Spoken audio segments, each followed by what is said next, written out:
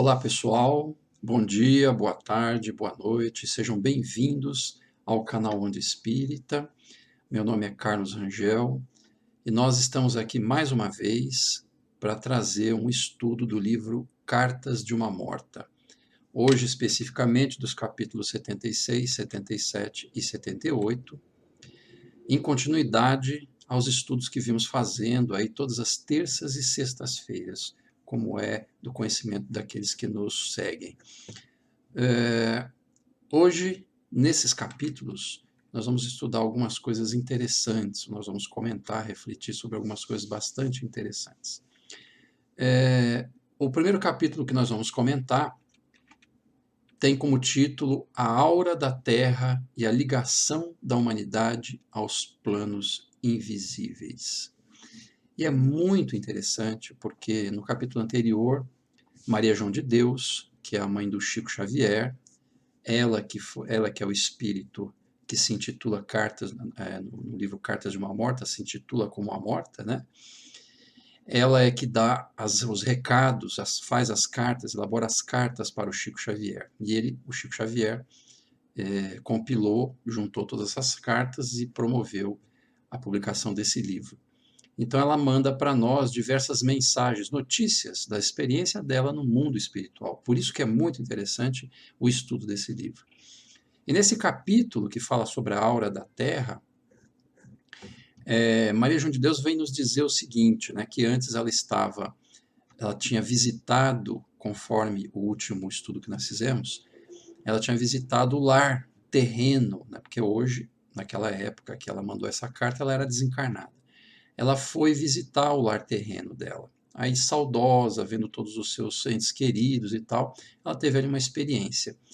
E agora ela volta, ela diz que retorna, né, das regiões ali da superfície do planeta, e nisso que ela retorna, o mentor dela, aquele que é o orientador dela, né, orienta para que ela observasse aquilo que ele chamaria, ou que ela chamaria de aura da Terra. Então, ela está numa colônia, né, numa localização diferente daqui da nossa superfície planetária, ou seja, acima lá, nas alturas da atmosfera terrestre, né, possivelmente bem mais além, e aí então o espírito recomenda que ela olhe a aura da Terra, ou seja, aquelas energias, aquela emanação fluídica energética do planeta. E aí, quando ela olha, ela diz que, em princípio, ela vê camadas de espaço que parecem de uma cor uniforme, homogênea, né? É como se a gente olhasse para o céu e você vê aquele azul, né?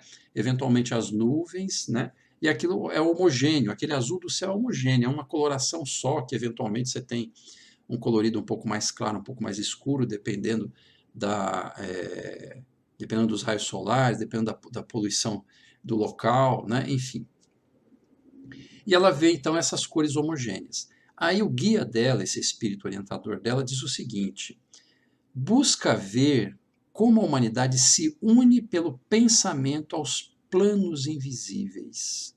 Ou seja, olha para ver como que o pensamento de cada ser humano se liga lá aos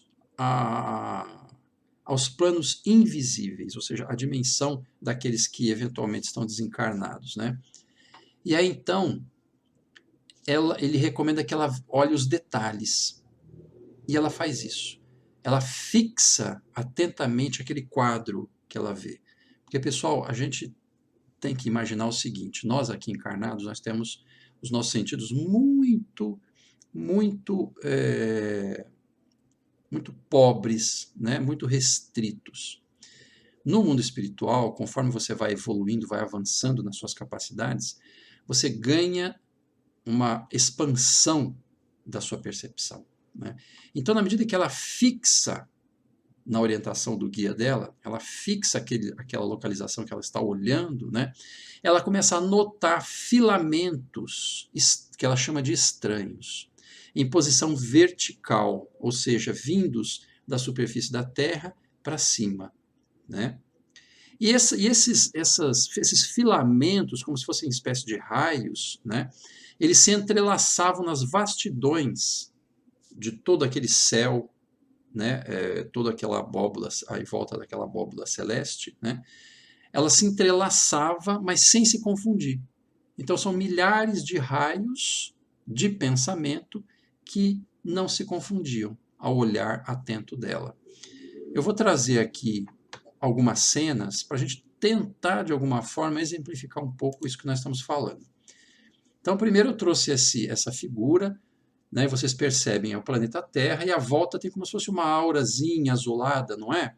Na verdade, isso aqui a gente pegou da internet, mas que não tem nada a ver com a realidade do que nós estamos falando, mas é só para a gente dar uma ideia, para a gente dar imaginar essa questão.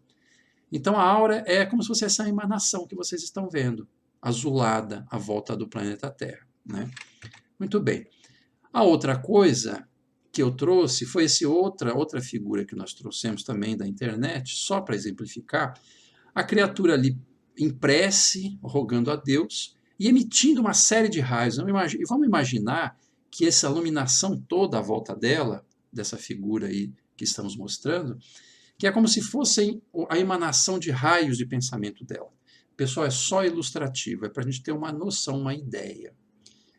E aí uma terceira figura que eu trouxe, que também não é a expressão da realidade do que nós estamos contando, mas para que a gente tenha alguma noção, imagina que esse monte de raio que vocês estão vendo ali, que no caso são raios cósmicos, a figura verdadeira se refere a raios cósmicos, mas é para a gente ter uma noção, como se houvesse milhares de raios partindo da Terra e tivessem todos entrelaçados. É mais ou menos algo semelhante a isso que vocês estão vendo, né? Só que no caso da Maria João de Deus, ela nos informa que não tinha dois iguais, todos eram diferentes, cada um com uma cor específica. Na figura que eu passei para vocês, tudo ali é mais ou menos da mesma cor, meio que um lilás, né? No caso da explicação dela, ela diz que são numa variedade infinita de colorações, que iam desde o escuro até o claro, mais brilhante, e em diversas tonalidades, né? A gente fica imaginando brancos, azuis, róseos, vermelhos, cinzas, né? Amarelos, verdes, de todos os tons que vocês possam imaginar, né? E ela diz que alguns se apagavam e outros se acendiam, né, em uma extraordinária sucessão. A gente fica imaginando como não deve ser a visão espiritual desses pensamentos, né? Esses raios de pensamento, essa coloração multicor, uma coisa deve ser maravilhosa, né? E esses raios não são assim retinhos como eu estou mostrando na figura. Ela diz que esses raios elas possuem movimento natural. Então imagina que são ondas vivas, né, que se movimentam sem uma uniformidade, sem particularidades. Porque veja, pessoal, nós somos seres vivos que pensamos o tempo todo. E nos nossos pensamentos, que são preenchidos pelos nossos sentimentos, a gente tem uma continuidade de pensamento que varia ao infinito, né? Vocês já pararam para pensar? Uma hora você está pensando numa coisa, de repente você está pensando numa outra, daqui a pouco é uma outra, e um pensamento puxa no outro. Então isso tudo dá um movimento ao nosso pensar. E o nosso pensar emite raios, emanações, né? E essas emanações são as que a Maria João de Deus estava visualizando, né? Então são pensamentos que têm movimento, têm vida, né? E aí o mentor dela dá uma explicação. Ele diz assim, ó, esses filamentos, resultado dos pensamentos, são emitidos pelas personalidades encarnadas e são reflexos cheios de vida, através dos quais podemos avaliar os cérebros que os transmitem. Ou seja, olhando para aqueles raios de pensamento, ou esses filamentos de pensamento, você consegue avaliar quem é a criatura que está transmitindo, qual é o cérebro que está emitindo aquela emanação, né? E aí ele diz o seguinte, aos poucos, Maria, conhecerás quais são os de concupiscência, os de maldade, os de pureza, os de amor ao próximo. Ou seja, cada filamento emitido por uma criatura, que é observada por um espírito, determina o tipo de criatura que está emitindo aquele raio. Se é um raio de maldade, de ódio, se é um raio de amor, de sensibilidade, de caridade, de pureza, né? E aí, ele se refere, então, àqueles mais claros, aqueles mais sutis, mais belos, mais brilhantes. E ele diz assim, esses que são raros, que aí vês, e que se caracterizam pela sua alvura fulgurante, são os emitidos pela virtude, ou seja, por aqueles que têm um sentimento de bondade. E aí ele continua dizendo, quando nos colocamos em imediata relação com uma destas manifestações que nos chegam dos espíritos da Terra, o contato direto se verifica entre nós. O contato direto se verifica entre nós, espíritos, e a individualidade que eles estão observando ali naquele momento. Traduzindo, um espírito que está lá nas alturas, um espírito mais evoluído, ele observa um filamento daquele emitido por uma determinada criatura no planeta Terra. Ele se conecta àquele filamento, àquele raio de pensamento. E aí, então, com essa conexão, ele se liga à criatura diretamente. E aí ele consegue perceber o que a criatura está pensando. Ele consegue perceber e visualizar, inclusive, a criatura, a pessoa, né? Tanto que no capítulo seguinte, nós vamos aqui mudar a nossa telinha, mostrando para vocês que o capítulo seguinte tem o título de A Prece da Aflição Maternal.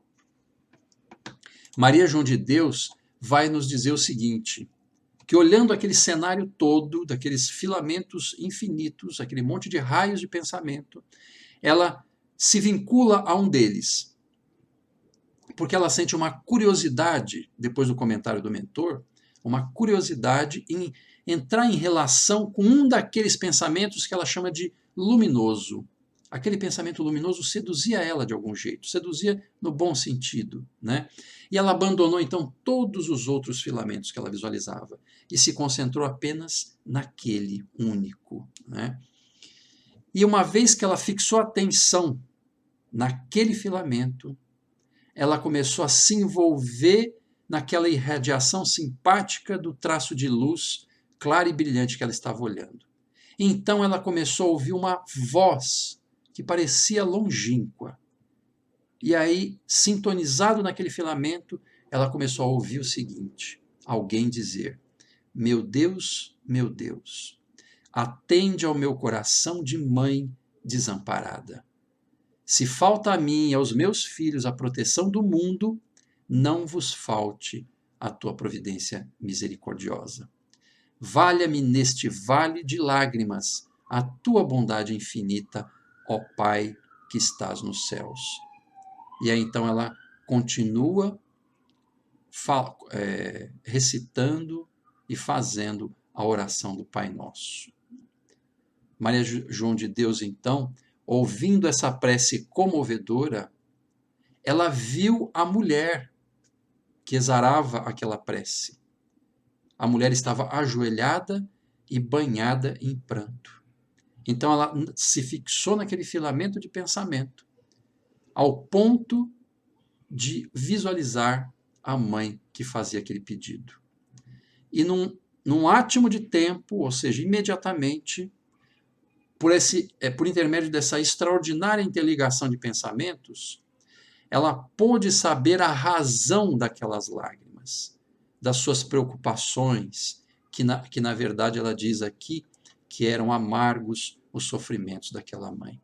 E sensibilizada com as manifestações daquela alma exilada no corpo de carne, instintivamente ela começou a enviar pensamentos de consolação. Então ela emitiu, em contrapartida dos seus próprios pensamentos, palavras de fé e de esperança para aquela mulher sofredora.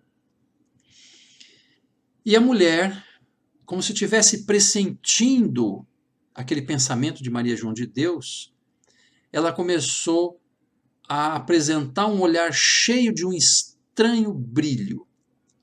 E ela se levantou então reconfortada para enfrentar a luta, sentindo um grande alívio.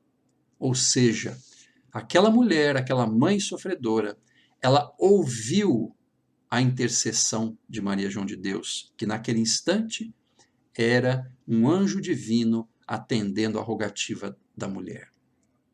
E aí esse retorno sensível de Maria João de Deus, a mulher então se sentiu reconfortada e fortalecida para enfrentar a luta e sentiu então um grande alívio. Pessoal, nós aqui descobrimos como que a espiritualidade maior, como que Jesus, nossa mãe Maria, o Pai Criador, como eles nos atendem, como eles atendem às nossas rogativas. Os nossos pensamentos são emanados da nossa mente. E se são pensamentos de rogativa, de prece, de agradecimento, de solicitude ao alto, imediatamente alguém lá do alto ouve, pelos filamentos do nosso pensamento, a nossa prece. Entram em comunhão conosco, visualizando a nós e aquilo que nós estamos pensando. E então nos atendem à rogativa, na medida da necessidade. Às vezes, nos trazendo essa força revigorante para que a gente possa continuar, e às vezes vindo em pessoa e intercedendo por nós. É aqui que nos mostra. Por isso que, pessoal, que é muito importante nós lermos esses livros, essas notícias do além, porque aqui começam-se a desvendar as verdades divinas, como é que funciona a lei, como é que Deus atende às nossas rogativas, como é que Ele nos ajuda, como é que Ele promove a nossa evolução. Aqui tem um capítulo, esse capítulo que estudamos, que é muito bom. E aí o último capítulo, que é o capítulo 78, cujo título é O Bálsamo do Conforto, Maria João de Deus diz o seguinte: como ela, Maria João de Deus, se sentiu feliz em haver derramado sobre aquela alma sofredora o bálsamo de conforto. Veja como esse é o verdadeiro alimento da nossa alma. É quando nós trocamos entre nós as nossas bondades, da forma que nos for possível. E aí, Maria João de Deus diz assim: já sabia agora como proceder para consolar os infortunados e os infelizes, que aceitam a sua cruz com abnegação e devotamento e se elevam espiritualmente, espalhando nos espaços a luz de seus corações resignados. Então ela aprendeu com aquela experiência rápida como consolar os infortunados. Porque esses infortunados, mas que aceitam a sua própria cruz, no contato direto com o alto, eles se alimentam a própria alma, ganhando uma força renovada, se erguendo e podendo ir à frente para continuar as lutas até o final da experiência terrestre. E aí a Maria João de Deus conclui dizendo: a luz que é o distintivo dos redimidos, em contraposição com os orgulhosos que na terra somente buscam as suas coroas, as quais rolam apodrecidas no sepulcro. Então ela lembra aqui de que esses resignados corações aceitam a luz emitida por aqueles de mais alto que nos consolam e nos auxilia.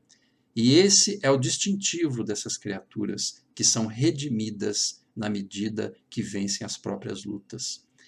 Em compensação, aqueles orgulhosos que na terra só buscam o coroamento dos louros do mundo, das vitórias passageiras do mundo, acabam rolando apodrecidas no sepulcro.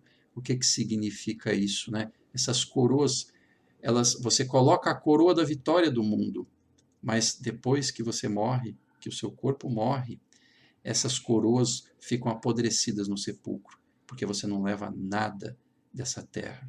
Você leva somente as suas conquistas ou as suas problemáticas e dificuldades da alma?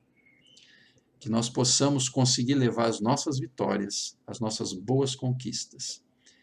E Maria João de Deus então finaliza dizendo: continuei a reconhecer o valor das angústias depuradoras para os que resgatam na terra as faltas do passado ou lutam pela evolução psíquica.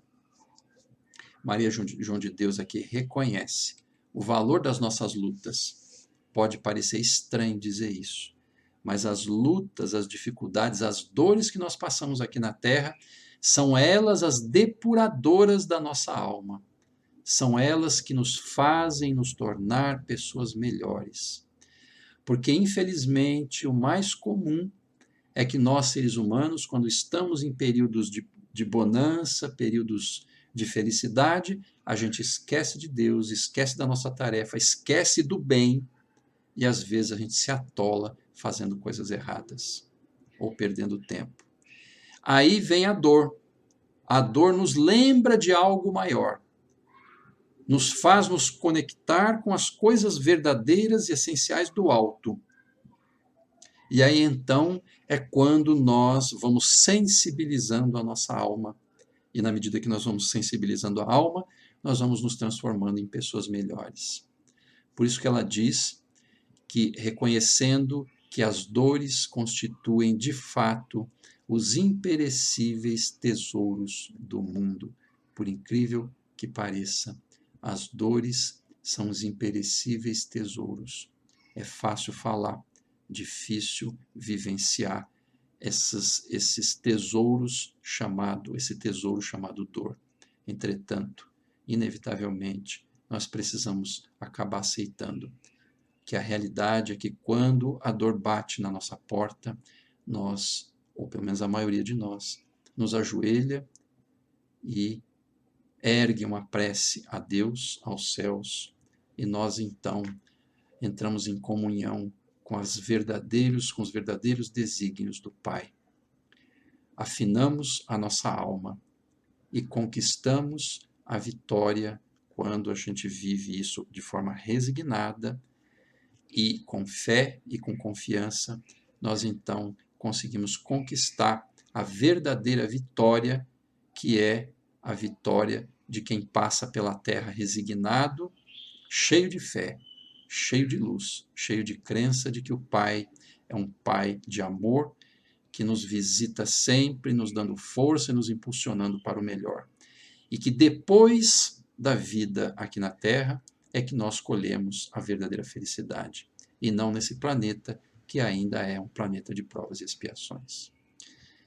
Que Jesus nos abençoe, nós agradecemos profundamente a presença de vocês, o apoio em nos assistir.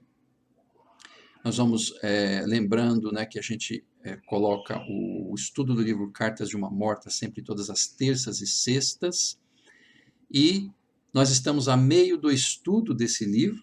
Se vocês quiserem e puderem, a gente recomenda que vocês visitem o canal Onda Espírita.